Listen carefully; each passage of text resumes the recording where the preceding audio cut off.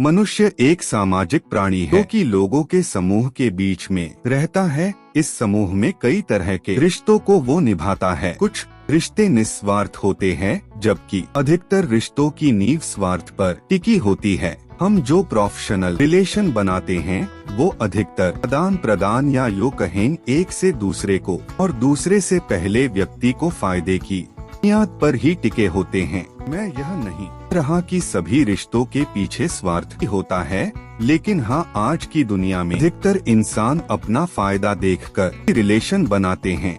तो ऐसा कई बार होता है कि हम किसी में फंस जाते हैं और हमें किसी की जरूरत पड़ती है, तब हम अपने पास के लोगों से उस बारे में सलाह करते हैं कि हमें क्या करना चाहिए। बार उनकी राय हमें सही रास्ते का मार्ग आती है तो कभी और ज्यादा हमारे नुकसान सबब बन जाती है।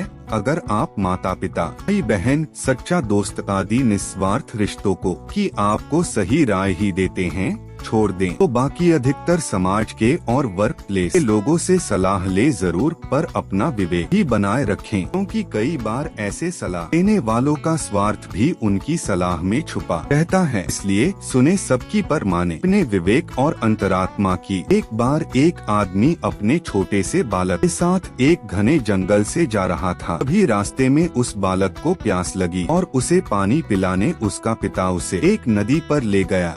नदी पर पानी पीते पीते अचानक वो बालक पानी में गिर गया और डूबने से उसके प्राण निकल गए। वो आदमी बड़ा दुखी हुआ और उसने सोचा कि इस घने जंगल में इस बात की अंतिम क्रिया किस प्रकार कर। तभी उसका रोना सुनकर एक सियार और नदी से एक कछुआ वहाँ आ गए और उस आदमी से सहानुभूति व्यक्त करने लगे। आदमी की परेशान जानकर सब अपनी अपनी सलाह देने लगे। सियार ने लार टपकाते हुए कहा, ऐसा इस बालक के शरीर को इस जंगल किसी चट्टान के ऊपर छोड़ जाओ, माता इसका उद्धार कर।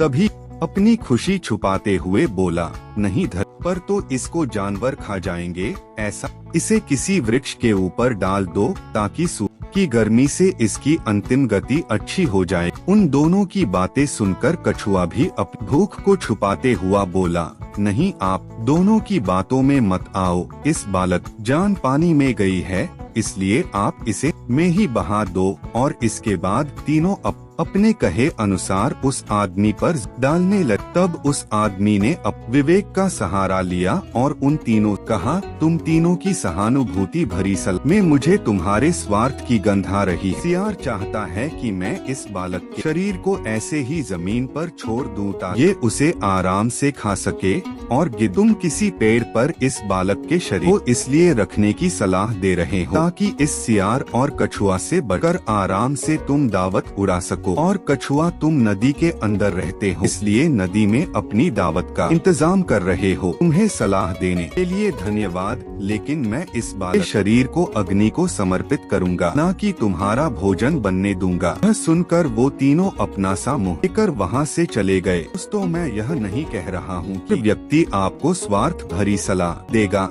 लेकिन आज के इस कॉम्पिटिटिव में हम अगर अपने विवेक की छलनी किसी सलाह को छान ले तो शायद ज्यादा सही रहेगा। हो सकता है कि आप लोग मेरी बात से पूरी तरह सहमत ना हो, पर कहीं ना कहीं आज के युग में ये भी तो सच है कि मेरे नजदीक रहते हैं कुछ दोस्त ऐसे जो मुझ में ढूंढते गलतियाँ अपनी। ऐसी रोचक कहानियाँ जानने के लिए हमारे चैनल को सब्सक्राइब, लाइक, कमेंट और शेयर करें।